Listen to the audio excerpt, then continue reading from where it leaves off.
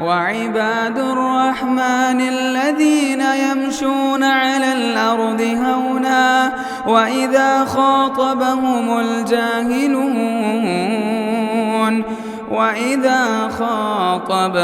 الجاهلون قالوا سلاما. السلام علیکم ورحمۃ اللہ وبرکاتہ. الحمد للہ رب العالمین والصلاة والسلام على سید الانبیاء والمرسلین نبینا محمد وعلى آلہ وصحبہ اجمعین اما بعد. یقول اللہ سبحانہ وتعالی وَإِذْ يَعِدُكُمُ اللَّهُ إِحْدَى الطَّائِفَتَيْنِ أَنَّهَا لَكُمْ وَتَوَدُّونَ أَنَّ غَيْرَ ذَاتِ الشَّوْكَةِ تَكُونُ لَكُمْ. اللہ سبحانہ وتعالیٰ کا ارشاد ہے کہ اس وقت کو یاد کریں جب اللہ تبارک و تعالیٰ نے تم سے وعدہ کیا کہ ان دو جماعتوں میں سے ایک تمہارے ہتھے ضرور چڑھے گی.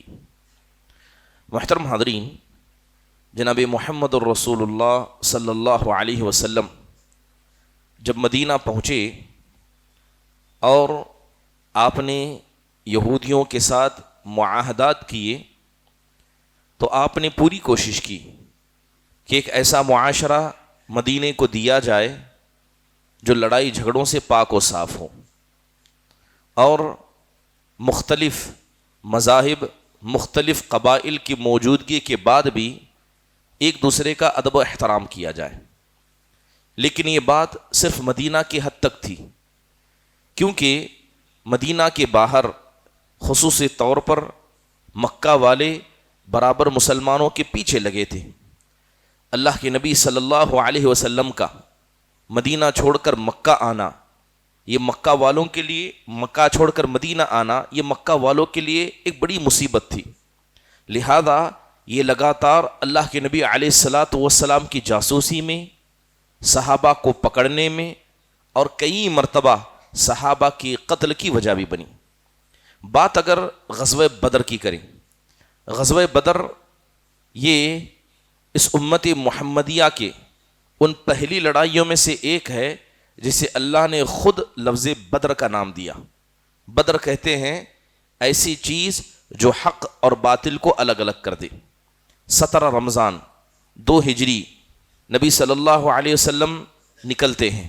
یہی وہ سال تھا جس سال اللہ نے روزوں کو فرض کیا، اور اس وقت ہجرت کے تقریباً 17 مہینے مکمل ہو چکے تھے، اور اللہ تبارک و تعالیٰ نے ایک عظیم معجزہ جناب محمد الرسول اللہ صلی اللہ علیہ وسلم کو اس جنگ کے ذریعے دیا. بات اگر غزوہ بدر کی جائے تو یہ بات ہمیں سمجھنی ہوگی کہ جب صحابہ اکرام مدینہ پہنچے تھے تو مکہ والوں نے صحابہ کا اور خود اللہ کے نبی صلی اللہ علیہ وسلم کی بہت ساری جائیدادوں کو قبضے میں لیا تھا. تو اللہ کے نبی صلی اللہ علیہ وسلم اور صحابہ کو ان کے مال سے روکا گیا.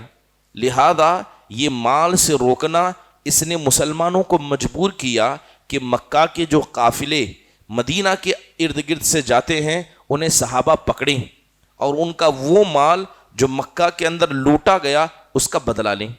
دوسری اہم بات، صحابہ اکرام مدینہ پہنچے لیکن اس کے بعد بھی وہ ساری مصیبتیں صحابہ پر باقی تھی جو مکہ میں رہتے ہوئی.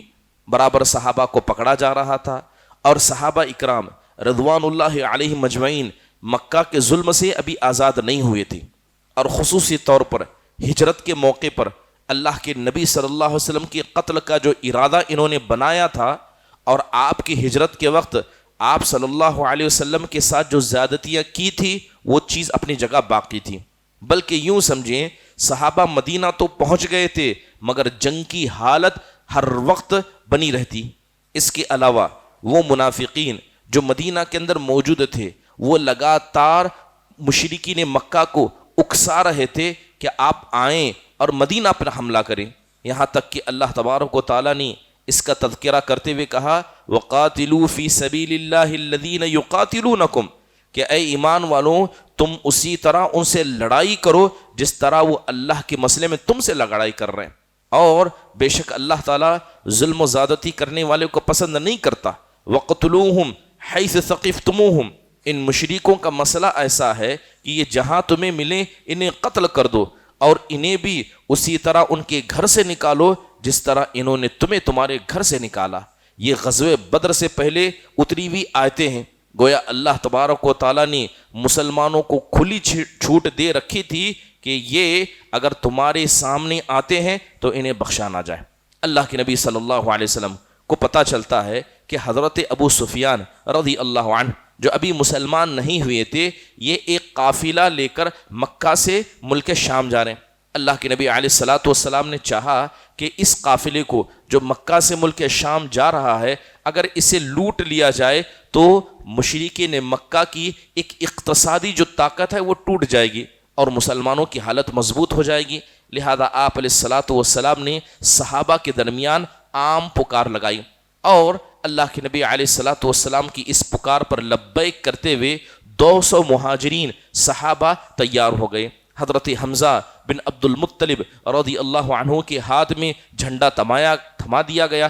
اللہ کے نبی اس قافلے کو پکڑنے کے لیے نکلتے ہیں، مگر حضرت ابو سفیان رضی اللہ عنہ یہ بڑے چالاک انسان تھے اور جو مکہ اور مدینہ کے درمیان حالات تھے بخوبی واقف تھے۔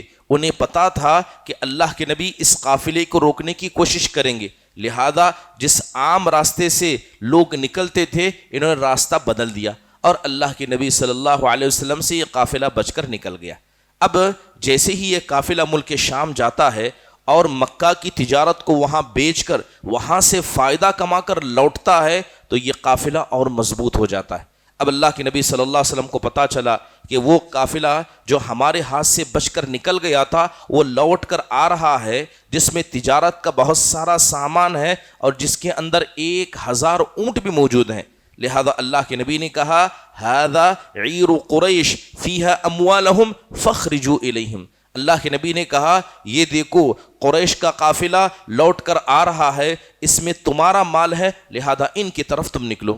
اللہ کے نبی صلی اللہ علیہ وسلم نے یہ مدینہ کے اندر عام ندا لگائی، کیونکہ لڑنے کا یا مکہ والوں سے بھیڑنے کا کوئی ارادہ نہیں تھا، بس اس قافلے کو پکڑنا تھا۔ تو لہذا 319 صحابہ اکرام کی ایک جماعت بغیر لڑائی کے ارادے سے مدینہ سے باہر نکلتی ہے، جس کے اندر 170 اوس قبیلے کے صحابہ تھے، 60 خزرج کے، تو کل ملا کر 230 یہ انصاری تھے اور بقیہ 89 مہاجرین صحابہ تھے۔ اللہ کے نبی علیہ الصلاۃ والسلام کے ساتھ تقریباً 70 اونٹ موجود تھے اور صرف 2 گھوڑے تھے، ان میں سے ایک گھوڑا حضرت زبیر بن عوام کا تو دوسرا حضرت مقداد بن اسود کا۔ اللہ کے نبی صلی اللہ علیہ وسلم نے مسلمانوں کا عمومی طور پر جھنڈا حضرت مصعب بن عمیر کو دیا اور مہاجروں کا سردار حضرت علی بن ابی طالب کو تو انصار کا سردار حضرت سعد بن معاذ رضی اللہ عنہم کو دے کر بھیجا۔ اللہ کے نبی صلی اللہ علیہ وسلم نکل پڑتے ہیں۔ آپ کو پتا تھا کہ اس قافلے کو ہم جہاں پکڑ سکتے ہیں وہ بدر کا مقام ہے، کیونکہ بدر کا مقام یہ مکہ کے قریب تھا اور مدینہ سے دور تھا، تو اللہ کے نبی صلی اللہ علیہ وسلم وقت سے پہلے ہی مدینہ سے نکل گئے۔ ادھر حضرت ابو سفیان رضی اللہ عنہ کو پتا تھا کہ جب میں گیا تھا تو قافلوں پر حملے کی کوشش کی گئی، جب لوٹ کر ساز و سامان لے کر اور فائدہ لے کر آیا جا رہا ہے تو اس قافلے پر ضرور حملہ کیا جائے گا۔ تو حضرت ابو سفیان رضی اللہ عنہ نے مدینہ کے قریب پہنچنے سے پہلے ایک شخص جس کا نام ضمضم بن عمرو الغفاری تھا انہیں کرائے پر لیا اور قافلے سے پہلے رکھا تاکہ آگے ہونے والے تمام حالات کی خبر وہ انہیں دیتے رہیں۔ لہذا ضمضم بن عمرو الغفاری یہ جاتے اور برابر چیزوں کو دیکھتے تو حضرت ابو سفیان نے کہا کہ جو عام راستہ جہاں سے مکہ والے اور آتے اور جاتے ہیں میں اس کو ضرور چھوڑ دوں گا، لہذا انہوں نے پہلے ہی راستہ بدل لیا۔ اللہ کے نبی علیہ الصلاۃ والسلام کو پتا تھا کہ وہ قافلہ بدر پر ضرور آئے گا، لہذا آپ نے پہلے ہی 2 صحابہ اکرام کو بدر پر بھیج دیا اور وہاں کے ساری حالات کے بارے میں پتا کیا۔ بدر کے مقام پر کیونکہ جگہ جگہ پانی کے نہریں موجود تھی اور پانی ان گڑھوں میں یا کنویں میں موجود تھا، تو وہاں اکثر چھوٹے چھوٹے قوم کے لوگ یا قبائل کے لوگ وہاں سے پانی لینے آتے تھے۔ حضرت ابو سفیان رضی اللہ عنہ خود اس بدر کے مقام پر پہنچتے ہیں اور 2 بچیاں جو پانی بھر رہی تھیں ان سے پوچھتے ہیں کیا تم نے کسی اجنبیوں کو یہاں آتے اور جاتے دیکھا ہے؟ تو ان لوگوں نے کہا کہ ہم نے کسی کو تو نہیں دیکھا، ہاں 2 افراد یہاں پر آ کر گئے ہیں۔ تو ان کی جگہ پتہ چلی تو حضرت ابو سفیان رضی اللہ عنہ اس جگہ پر جاتے ہیں اور وہاں پر اونٹ کی لید کو دیکھتے ہیں اور اس کو توڑ کر دیکھتے ہیں تو اس کے اندر گٹلیاں نکلتی ہیں اور ان کو سونگھ کر سمجھ جاتے ہیں کہ یہ مدینہ سے آئے ہیں۔ فوراً اپنے قافلے کی طرف لوٹتے ہیں۔ انہیں پتہ چل چکا تھا کہ اللہ کے نبی یہاں آ چکے ہیں، صحابہ یہاں آ چکے ہیں۔ فوراً بھاگتے ہیں اور زمزم بن عمرو الغفاری جس کو کرائے پر لیا تھا مکہ دوڑاتے ہیں اور کہتے ہیں کہ تم جاؤ اور مکہ والوں سے کہو کہ مکہ پر مصیبت آ چکی ہے، اللہ کے نبی صلی اللہ علیہ وسلم اور آپ کا قافلہ ہمارے قافلے پر حملہ کرنے والا۔ ٹھیک 3 دن پہلے مکہ کے اندر حضرت عاتکہ بن عبد المطلب نے ایک خواب دیکھا۔ خواب یہ تھا کہ ایک آدمی اپنے جسم پر پھٹا کپڑا لے کر مکہ میں المدد المدد کی آواز لگا رہا ہے اور مکہ والوں پر مصیبت آنے والی ہے۔ جیسے ہی ابو جہل نے اس قصے کو سنا، کیونکہ عاتکہ بن عبد المطلب یہ نبی صلی اللہ علیہ وسلم کے خاندان کی تھی، تو ابو جہل نے مذاق اڑاتے ہوئے کہا میں تو سمجھتا تھا کہ بنو ہاشم کے مرد ہی نبی بن سکتے ہیں، کیا بنو ہاشم کی عورتیں بھی نبی بننے لگ گئی؟ حالانکہ یہ خواب بعد میں بالکل ویسا ہی سچا ہوا جیسے کہ حضرت عاتکہ بن عبد المطلب نے دیکھا۔ زمزم بن عمرو الغفاری مکہ پہنچتا ہے، اس نے اپنے کجاوے کو الٹا کیا تھا اور جیسے حضرت عاتکہ نے خواب دیکھا اپنے کپڑے کو پھاڑا تھا اور ایک حصے کو اوپر لٹکا کر وہ مکہ کی گلیوں میں دوڑتے ہوئے الغوث الغوث کی آواز لگا رہا تھا۔ جیسے ہی مکہ والوں کو پتا چلا کہ کیا ہو رہا ہے، سب کے سب اکٹھا ہو گئے اور سب نے کہا کہ ہم نکلیں گے۔ بتایا جاتا ہے کہ کوئی بھی بڑا خاندان نہ بچاتا مگر ہر خاندان کا فرد اس کے لیے نکلا سوائے ابو لہب کے۔ ابو لہب نے اپنی جانب سے ایک دوسرے آدمی کو بھیجا۔ مکہ والے بڑے غرور اور گھمنڈ کے ساتھ نکلے۔ ان کا ارادہ تھا کہ اللہ کے نبی صلی اللہ علیہ وسلم سے ٹکرایا جائے گا اور آپ کو دکھایا جائے گا کہ مکہ کی طاقتیں کمزور نہیں ہوئیں۔ جس غرور سے وہ نکلے تھے اللہ تعالیٰ نے اس کی نقشہ کھینچا۔ اللہ نے کہا وَلَا تَكُونُوا كَالَّذِينَ خَرَجُوا مِن دِيَارِهِمْ بَطَرًا وَرِئَاءَ النَّاسِ وَيَصُدُّونَ عَن سَبِيلِ اللَّهِ وَاللَّهُ بِمَا تَعْمَلُونَ مُحِيطٌ، کہ تم ان لوگوں کی طرح نہ ہونا جو اپنے گھروں سے غرور اور تکبر کے لیے نکلے تھے اور اللہ کے راستے میں روکنے نکلے تھے۔ محترم حاضرین، حضرت ابو سفیان رضی اللہ عنہ کو جیسے ہی پتا چلا کہ اللہ کے نبی صلی اللہ علیہ وسلم پہنچ چکے ہیں، انہوں نے ملک یمن کی طرف اپنے قافلے کو پلٹایا اور سمندر کے راستے کو چھوڑ کر دوسرا راستہ اختیار کیا۔ ادھر ابو سفیان رضی اللہ عنہ نے اپنے آپ کو بدر سے بچاتے ہوئے مکہ کے قریب پہنچا دیا تو ایک خط مکہ والوں کو پہنچا دیا اسی زمزم بن عمرو غفاری کے ذریعے، الحمدللہ کہ ہمارا قافلہ بچ چکا ہے، اب تم واپس جا سکتے ہو۔ ابو جہل کے پاس جیسے یہ خبر پہنچی، یہاں سے 1300 لوگوں کا ایک مجمع کیا ہے مکہ سے نکل چکا تھا، تو ابو جہل نے کہا خدا کی قسم ہم واپس نہیں لوٹیں گے، ہم جس بدر کی جگہ پہنچنے کا ارادہ کر چکے ہیں ہم وہاں جائیں گے۔ اسی درمیان اخنس بن شریق جو بنی زہرہ کا ذمہ دار تھا، اس نے کہا کہ ہم جس قافلے کو بچانے کے لیے نکلے تھے وہ قافلہ تو بچ چکا ہے، ہمیں جانے کی کیا ضرورت ہے؟ آخرکار اخنس بن شریق کے مشورے پر 300 افراد وہاں سے واپس ہو جاتے ہیں اور بقیہ 1000 کی افراد کیا ہے یہ بدر کے لیے نکل پڑتی ہے۔ نبی صلی اللہ علیہ وسلم بدر کے مقام پر پہنچ چکے تھے، آپ کو بھی پتہ چل چکا تھا کہ ابو سفیان رضی اللہ عنہ اپنے قافلے کو لے کر جا چکے ہیں، آپ کو یہ بھی پتہ چل چکا تھا کہ مکہ کی طرف سے 1300 کا ایک بڑا لشکر ہمارے مقابلے کے لیے ہمارے پاس کل صبح یہاں موجود ہوگا۔ اللہ تبارک و تعالیٰ نے اس کی منظر کشی کرتے ہوئے کہا اذ انتم بالعدوۃ الدنیا وهم بالعدوۃ القصوى والركب اسفل منکم، یاد کرو اس وقت کو جب پہاڑی کے ایک دہانے پر تم تھے، دوسرے دہانے پر وہ موجود تھے اور قافلہ نکل چکا تھا۔ اگر تم لڑائی کے لیے کسی جگہ کو طے کرتے تمہارے درمیان ضرور اختلاف ہوتا۔ صبح رات کا وقت تھا، اللہ کے نبی بدر کے مقام پر موجود تھے اور مشرکین مکہ کا قافلہ جو 1000 کی تعداد میں لڑنے کی نیت سے پورا آ پہنچا تھا وہ بدر کے قریب پہنچ جاتا ہے۔ اللہ کے نبی صلی اللہ علیہ وسلم صحابہ سے مشورہ کرتے ہیں کہ کیا جائے۔ کیونکہ جس قافلے کو پکڑنے کے لیے آئے تھے وہ بچ کر نکل چکا ہے، اور وہ قافلہ جس کا انتظار نہیں تھا وہ ہماری نگاہوں کے سامنے آ چکا ہے۔ حضرت ابو بکر، حضرت عمر، ان سب نے مشورہ دیا، کہا اے اللہ کے نبی آپ اپنا فیصلہ سنائیں، ہمیں کیا کرنا ہے، ہم ہر چیز کے لیے راضی ہیں۔ اللہ کے نبی بار بار کہتے کہ لوگوں مجھے مشورہ دو، لوگوں مجھے مشورہ دو۔ حضرت مقداد بن اسود رضی اللہ عنہ کھڑے ہوئے کہنے لگے اے اللہ کے نبی آپ آگے بڑھیے، آپ آگے بڑھیے، ہم آپ کا ساتھ دیں گے، ہم ویسا نہیں کہیں گے جیسے کہ بنو اسرائیل نے حضرت موسیٰ سے کہا تھا اے موسیٰ جاؤ تم اور تمہارا رب لڑائی کرے، ہم یہاں بیٹھے رہیں گے، بلکہ ہم آپ سے کہتے ہیں کہ آپ چلیے، آپ کا رب چلے، ہم بھی آپ کے ساتھ ہیں، برابر آپ کا ساتھ دیا جائے گا۔ اللہ تبارک و تعالیٰ نے اس وقت جو صحابہ کی دل کی حالت تھی اللہ نے اس کا تذکرہ کرتے ہوئے کہا کما اخرجک ربک من بیتک بالحق وان فریقا من المؤمنین لکارہون، کہ جس طرح تمہارے رب نے حق سے تم کو تمہارے گھروں سے نکالا، اللہ یہ بات جانتا تھا کہ مومنوں کی ایک جماعت لڑائی کے لیے تیار نہیں تھی، اور یہ بات حق تھی، صحابہ کی ایک بڑی جماعت نہیں چاہتی تھی کہ ان سے ٹکرایا جائے۔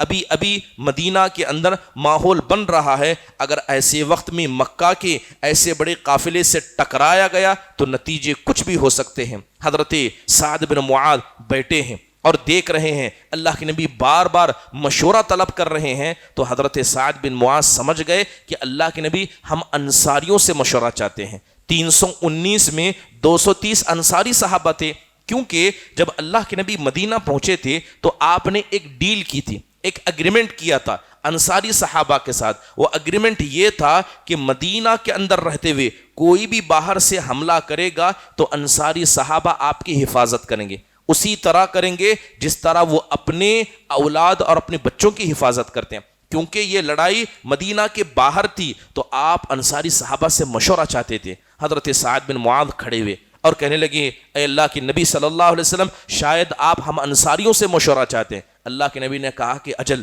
کہ ہاں مجھے تم سے مشورہ چاہیے۔ تو حضرت سعد بن معاذ کہتے ہیں اے اللہ کے نبی صلی اللہ علیہ وسلم بات آپ لڑائی کی کرتے ہیں، خدا کی قسم اگر آپ ہمیں سمندر میں کودنے کے لیے بھی کہیں تو ہم سب کے سب سمندر میں کود پڑیں گے، ہم میں کا کوئی بھی آدمی پیچھے رہنے والا نہیں ہے۔ جیسے ہی یہ بات آپ نے سنی آپ اٹھ کر کھڑے ہو گئے، آپ کہنے لگے سیرو و ابشرو فإن اللہ وعدنی احدى الطائفین، آپ کہا کہ اب اٹھو، اب چل پڑو، اس لیے کہ اللہ نے دو میں سے ایک کا وعدہ مجھے کیا ہے، یا تو حضرت ابو سفیان کا قافلہ ہمارے ہاتھ پر چڑھے گا یا یہ ہمارے ہاتھ کے نیچے آئیں گے، اللہ نے ایک قافلے کا وعدہ کیا ہے۔ حضرت ابو سفیان تو بچ کر نکل گئے، مطلب یہ تھا کہ یہ ہمارے ہتھے چڑھنے والے ہیں۔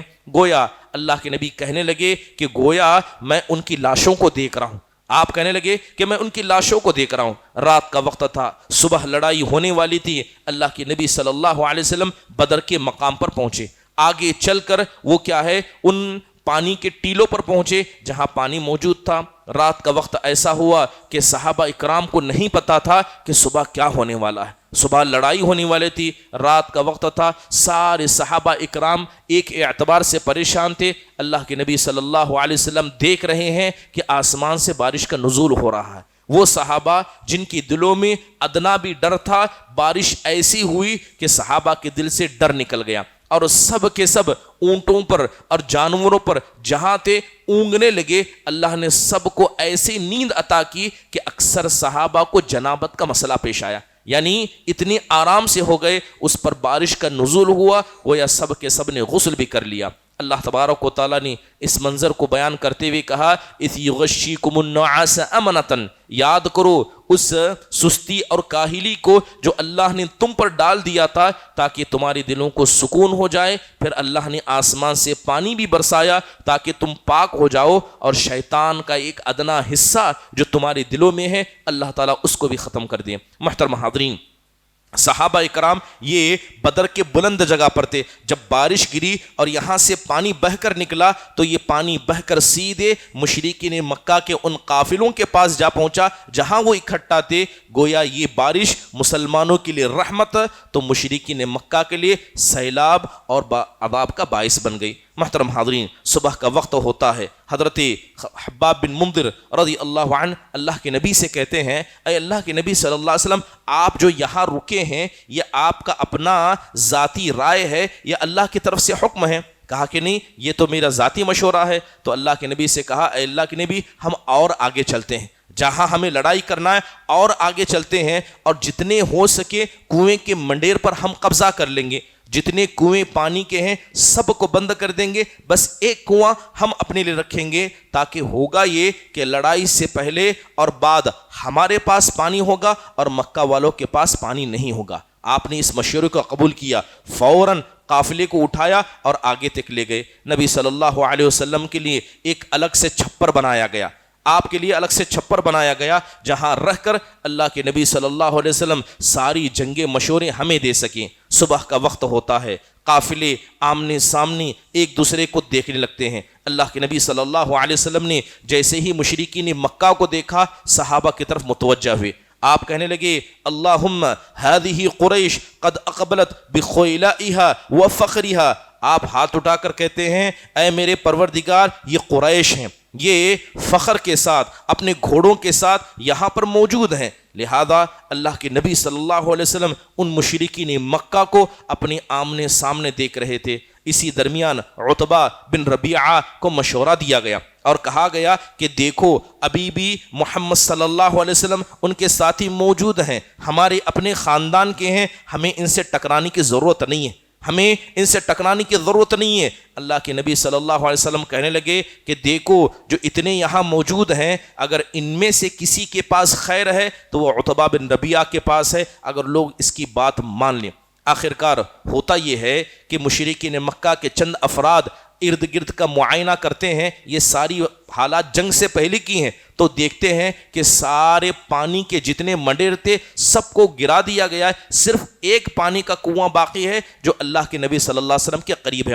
تو لہذا مشرکین مکہ کے چند افراد آگے بڑھے اور کہنے لگے کہ ہم ضرور اس کنویں سے پانی پئیں گے اور مسلمانوں کو دکھائیں گے کہ ہم تم سے ڈرتے نہیں ہیں۔ صحابہ کرام رضوان اللہ علیہ مجمعین نے انہیں روکنا چاہا تو اللہ کے نبی صلی اللہ علیہ وسلم نے خاموشی کا اختیار کیا، کہا کہ آنے دو، یہاں تک کہ اسود بن عبد الاسود المخزومی یہ آگے بڑھتا ہے اور مارے کبر اور غرور کی کہتا ہے کہ میں اس پانی میں پیوں گا اور اسی میں کیا ہے تھوک کر آؤں گا۔ حضرت حمزہ کو برداشت نہ ہوا، آگے بڑھے اور ایک ہی مار میں اسود بن عبد الاسود کو وہیں مار دیا جہاں پر وہ آیا تھا۔ اب جتنے لوگوں نے اس سے پانی پیا، اللہ کے نبی نے کہا کہ جتنوں نے یہاں سے پانی پیا ہے ان سب کی لاشوں کو میں دیکھ رہا ہوں، اور ایسا ہی ہوا، جتنے افراد نے اس کنویں سے پانی پیا تھا سوائے حکیم بن حزام کے سب قتل کر دیے گئے۔ اسی درمیان عمیر بن وہب الجمحی یہ برابر مسلمانوں کے قافلوں کے پاس آ رہا تھا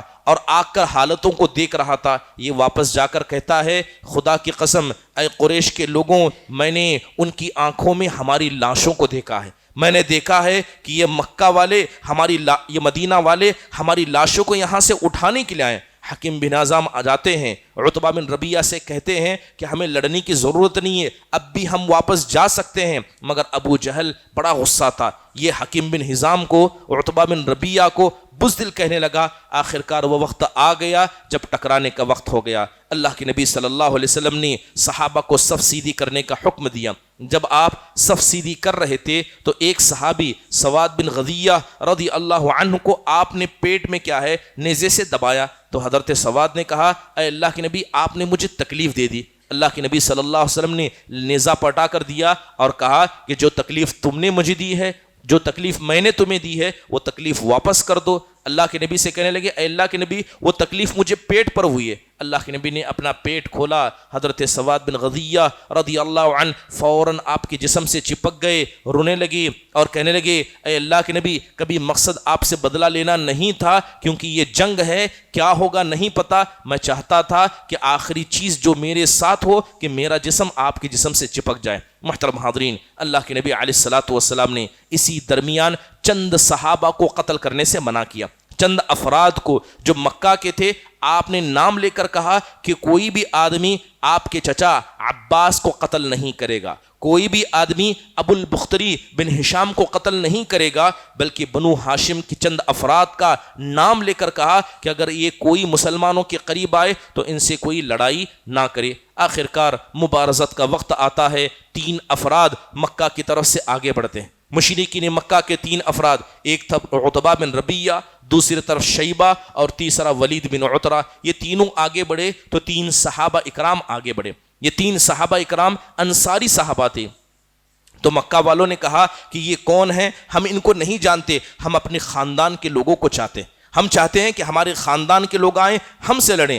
تب اللہ کے نبی صلی اللہ علیہ وسلم نے حضرت عبیدہ بن حارث بن عبد المطلب سے کہا کہ آپ اٹھیے، اپنے چچا حمزہ سے کہا آپ اٹھیے، حضرت علی سے کہا کہ آپ اٹھیے، لہذا یہ تینوں آگے بڑھتے ہیں اور مشرکین مکہ کے 3 افراد کو قتل کر دیا جاتا ہے۔ اس کے بعد لڑائی شروع ہوتی ہے۔ سب سے پہلے مسلمان جو اس جنگ میں شہید ہوئے وہ حضرت عمر بن خطاب کے غلام مہجع تھے، یہ سب سے پہلے بدر کی لڑائی میں شہید ہونے والے تھے۔ اس کے علاوہ اور ایک صحابی جو پانی کی نگہبانی کر رہے تھے، اچانک ایک تیر آتا ہے، ان کو گردن پر لگ جاتا ہے، جنگ کا اعلان اللہ کے نبی کر دیتے ہیں، لڑائی شروع ہو جاتی ہے۔ اسی درمیان حضرت عمیر بن حمام رضی اللہ عنہ چند کھجور کھا رہے تھے، جنگ شروع ہو گئی، اللہ کے نبی کے پاس آئے، کہنے لگے اے اللہ کے نبی اگر اس جنگ میں شہید ہو جاؤں تو کیا ملے گا؟ تو اللہ کے نبی نے کہا کہ ایسی جنت ملے گی جس کی چوڑائی آسمان و زمین کی جیسی ہے۔ فوراً کھجور پھینکا اور کہا اے اللہ کے نبی جب بات ایسی ہے، اگر اللہ نے صرف کھجور کے کھانے تک کی زندگی دے دی یہ بہت بڑی نعمت ہے۔ کھجوروں کو پھینکا، آگے بڑھ کر لڑتے گئے اور اللہ تبارک و تعالیٰ کو پیارے ہو گئے۔ اللہ کے نبی علیہ الصلاۃ والسلام نے جیسے ہی جنگ کا اعلان کیا، جنگ شروع ہو گئی، آپ فوراً اپنے عریش اپنے چھپر کی طرف گئے اور جا کر رو رو کر اللہ سے دعائیں کرنے لگے، اور اللہ سے دعا کرتے ہوئے کہنے لگے اللہم ان تہلک ہذہ العصابہ اليوم، اے میرے پروردگار یہ جو قافلہ آج یہاں آیا ہے، اے اللہ اگر یہ مسلمان آج ہلاک کر دیے گئے، اے اللہ پھر زمین میں تیری پرستش نہیں ہو سکتی۔ اللہ کے نبی صلی اللہ علیہ وسلم کہہ کے لیٹ گئے، یہاں تک کہ دوبارہ آپ اٹھے، آپ قافلے سے باہر آئے، حضرت ابوبکر جنگی حالات کو دیکھ رہے تھے، آپ نے کہا اے ابوبکر خوش ہو جاؤ، آپ نے کہا اے ابوبکر خوش ہو جاؤ، یہ جبرائیل ہیں جو آسمان سے فرشتوں کو لے کر اتر رہے ہیں۔ اللہ کے نبی صلی اللہ علیہ وسلم نے ہاتھ میں مٹی لی اور زور سے مشرکین مکہ کی طرف پھینکتے ہوئے کہا شاءت الوجوہ، کہ یہ چہرے خاک آلود ہو جائیں۔ حدیث کے اندر آتا ہے کہ جب اللہ کے نبی نے مٹی پھینکی، وہ چند ہی کیا ہے مٹی تھی، لیکن اللہ تعالیٰ نے اس مٹی کو کیا ہے مشرکین مکہ کی آنکھوں اور کانوں اور ناکوں تک پہنچا دیا۔ کوئی آدمی ایسا نہ تھا جس کے چہرے تک یہ مٹی نہ پہنچ گئی ہو۔ اللہ تعالیٰ نے کہا وَمَا رَمَيْتَ اِذْ رَمَيْتَ وَلَكِنَّ اللَّهَ رَمَى، اے نبی جب آپ نے پھینکا حقیقت میں یہ آپ نے نہیں یہ ہم نے پھینکا۔ اس کے بعد نبی صلی اللہ علیہ وسلم پورے معاملے کو دیکھتے ہیں، جنگ مکمل ہو جاتی ہے۔ اس جنگ کے اندر اللہ کے نبی صلی اللہ علیہ وسلم خود شامل تھے، فرشتے اترتے ہیں، فرشتے مشرکین مکہ کو ایسی مار لگاتے ہیں جو مار تاریخ کے اندر باقی رہ گئی۔ محترم حاضرین، یہ جنگ یہاں پر مکمل ہو جاتی ہے۔ اس کے بعد کتنے شہید ہوئے، اس کے بعد کیا کیا واقعے دوران جنگ پیش آئے، انشاءاللہ تعالی آئندہ آنے والی مجلس میں اس کی طرف اشارہ کیا جائے گا۔ اللہ تعالیٰ سے دعا ہے کہ جناب محمد الرسول اللہ صلی اللہ علیہ وسلم کی سیرت مبارکہ ہم کو سن کر اللہ تعالیٰ ہمارے ایمان کو تازگی بخشائے، اللہ صحابہ کو ان کی خدمتوں کو قبول کرے جنہوں نے اپنی جان کا نذرانہ اللہ کی راہ میں عطا کیا تھا۔ اقول قولی ھذا واستغفر اللہ لی ولکم ولسائر المسلمین من کل ذنب فاستغفروہ انہ هو الغفور الرحیم۔ جزاکم اللہ خیر واحسن اللہ علیکم۔ السلام علیکم ورحمۃ اللہ وبرکاتہ۔ ضد عباد الرحمن کے پلیٹ فارم سے ہونے والی دعوت و تبلیغ کے مشن کو آگے بڑھانے میں ہمارا بھرپور ساتھ دیں۔ علم و عمل سے ناطہ جوڑنے کے لیے اہل علم سے جڑیں۔ مسجد عباد الرحمن کے یوٹیوب چینل کو سبسکرائب کریں اور آگے شیئر کرنا ہرگز نہ بھولیں۔ فجزاکم اللہ خیرا۔